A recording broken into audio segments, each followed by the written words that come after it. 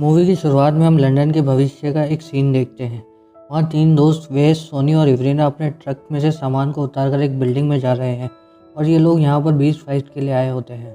Beast fight में fighters अपने mind से बीस्ट को कंट्रोल करके उनकी फाइट्स आपस में कराते हैं और इस समय जो भी बीस्ट जीतता है उसके फाइटर को जीती हुई राशि मिलती है।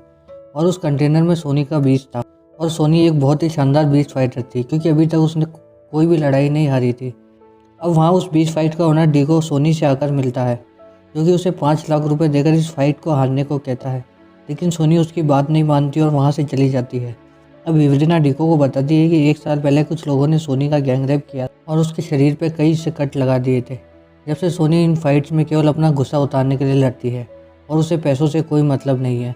अब डिको भी समझ चुका था कि सोनी को वह नहीं खरीद सकता और वह इवरीना से कहता है कि ठीक है, मैं सोनी को कुछ नहीं कहूँगा। अब वे तीनों एरिना में आ गए हैं जहाँ उनका प्रतिद्वंदी उनका इंतजार कर रहा है। अब दोनों ही अपने दिमाग को अपने बीस्ट के साथ कनेक्ट करते हैं और फिर दोनों के बीस्ट के बीच बहुत ही खतरनाक लड़ाई होती है जिसमें सोनी का बीस्ट जीत जाता है, जिससे डिको को उस पर काफ़ी गुस्सा आता है।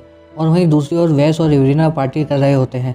तभी डिको की गर्लफ्रेंड जेनिफर सोनी से जाकर मिलती है और उसके पास आने लगती है और एकदम से ब्लेड से सोनी के दिमाग पर हमला कर देती है और डिको भी वहाँ आ जाता है। और फिर जेनिफर अपने पैरों से बहुत ही बुरी तरह से सोनी का सर फोड़ देती है और सोनी के शरीर से एक आवाज़ आती है कि मैं सोनी नहीं हूँ, मैं उसका बायो प्रोसेसर हूँ।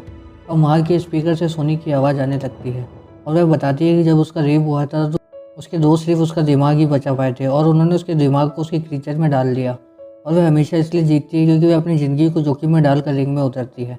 और तभी वहाँ सोनी का क्रीचर यानी सोनी खुद आ जाती है, जहाँ पहले वह जेनिफर और बाद में डिको को मार देती है और ये मूवी यहीं ख़त्म हो जाती है।